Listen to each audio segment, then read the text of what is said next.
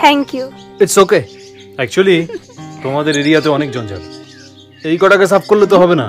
আমি যত রাস্তা দিয়ে গেলাম জঞ্জাল সাফ করতে করতে গেলাম, আর আমি যখন একবার জঞ্জাল সাফ করা শুরু করি তখন সাফ করতে করতে করতে যাই।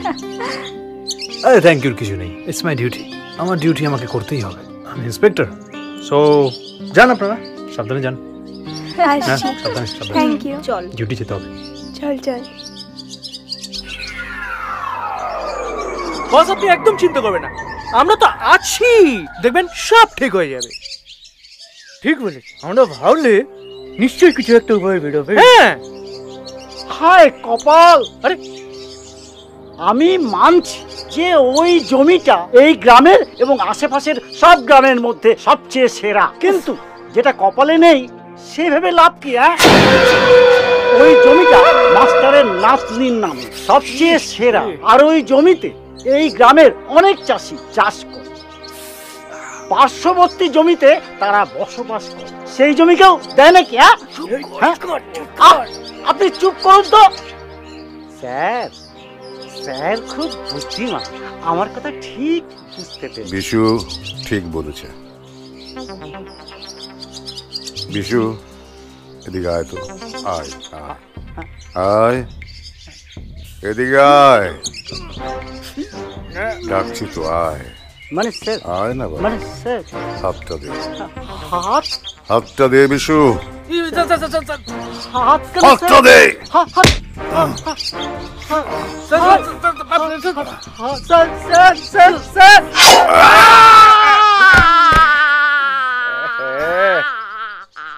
রঘুবীর বসু সবচেয়ে বড় শত্রু আমার, ওই জমি আমার চাই যেভাবেই হোক। আমার নাম রতন পাজা, জমি আমার চাই, যেটা চাই সেটা আমি পাই, আর না পাই সেটা আমি চিনি নি।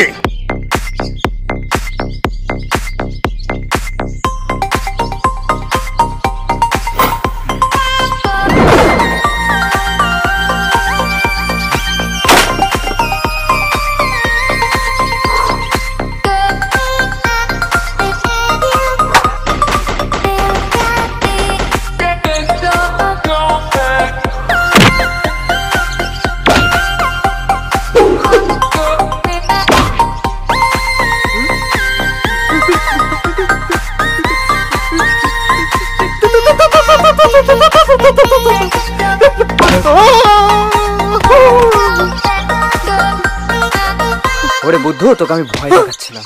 চলো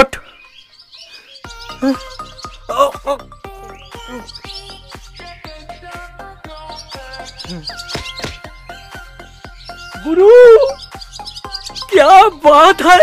जियो गुरु, जियो जियो गुरु, जियो।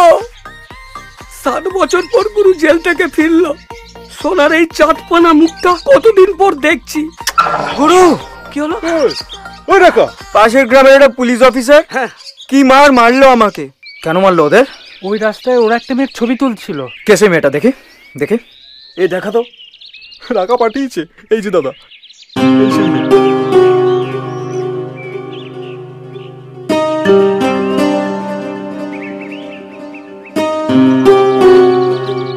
সবে মাত্র 7 দিন হলো আমি 7 বছরের জেল খেটে এসেছি। 7 সমুদ্র 13 নদী পার করেও তোমার মতো সুন্দরী আমি দেখিনি। কিরে তোদের কি অবস্থা? হ্যাঁ ওই ওরা এখানে কি করছে? তুই কি দেখছিস? দেখি। আরে বাবা, তোমার হবু পুত্রবধূকে আজ তোমার চোখের সামনে নিয়ে এসছে। ওই তো পাশের গ্রামেই থাকে। আমার একে চাই বাবা, আমার একে চাই। এই কি করছিস? চল হাট হাট হাট, যা, অনেক হয়েছে। নাও চা তোমার। চা? চা তো খাবি। এটা দেখেছো? হ্যাঁ, রক্ত রক্ত রক্ত খাবো, রক্ত আনতে পারবে? যাও এখান থেকে। দেখছি আমাদের সঙ্গে কথা হচ্ছে। কি করেছিস, কি করেছিস? বল বল বল। কি বলছো আমি কিন্তু কিছু বুঝতে পারছি না। আরে তুই বুঝবি কি করে? আজকে সকালে ফ্ল্যাশব্যাকটা শোন। আজ সকালে বেরিয়ে পড়েছিলাম একটা জমির সন্ধান। যেখানে আমি আমার স্বপ্নের শপিং কাম লিভিং কমপ্লেক্সটা তৈরি করতে পারি। 15 বিঘা জমি, মানে একদম বাই রোডের উপর, মানে যেখানে আমাদের ওই গ্রাম এবং শহরের কানেক্ট। হ্যাঁ, তারপর ধরুন এই পাশেই হচ্ছে ওই গার্লস কলেজ অফ কমার্স, আর ওই সাইডটা না রেল স্টেশন, আচ্ছা। আর তার পাশে আরো আরো অনেক কিছু। কিন্তু তারপর জানতে পারলাম ওই জমিগুলো মাস্টার মশাই, রঘুবীর বোস হ্যাঁ, ওনার নামে। ওইসব জমি তো চাষের জমি, ওইগুলো কি দেবে?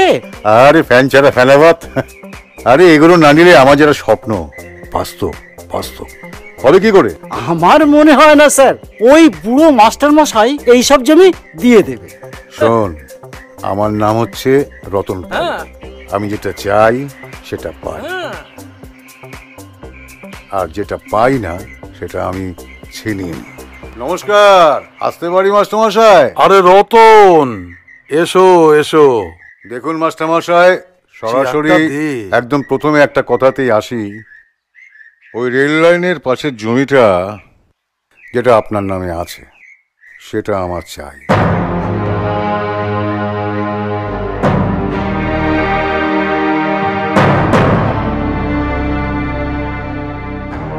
না, এ সম্ভব না রতন, ওই জমি আমি তোমায় দিতে পারবো না। চাষিরা ওখানে চাষবাস করে তাদের জীবিকা চালায়, তাছাড়া ওরা তো এই পাশের জমিতেই থাকে। ওই জমি আমি তোমাকে কখনো দিতে পারবো না রতন, তুমি যাই বলো। ওটা আমার একমাত্র নাতনি ওই তিথি দিদির নামে। কে তিথি? এ এমা চিচি, আমি আর মিতালি তো এই বাড়িতে কাজ করি, ও তো আমাদের মেয়ে স্বপ্না। ইনি তো মহান, যে আমাদের ছেলে মেয়েদেরকে নিজের নাতি নাতনির মতো দেখেন। ও, তা তিথিকে? দাদু, স্নানের জলটা তো ঠান্ডা হয়ে যাচ্ছে, স্নানটা করে নাও। হ্যাঁ দিদি ভাই, যাচ্ছি রে এক্ষুনি। ঠিক আছে, আসছি। আয় দিদি ভাই। সেইখানেই এই মেয়েটাকে দেখলাম, ও মাস্টারমশাইয়ের নাতনি, যার নামেই ওই জমিগুলো। আমি যেটা চাই সেটা পাই। আবারও মাস্টারকে বোঝালাম, কিন্তু বুড়ো কিছুতেই মানল না। খুব খুব জিদি জিনিস বুড়োটা। তোমার সব কথা শেষ হয়েছে, এবার তুমি আসতে পারো। আমি তোমাকে জমি দেব না।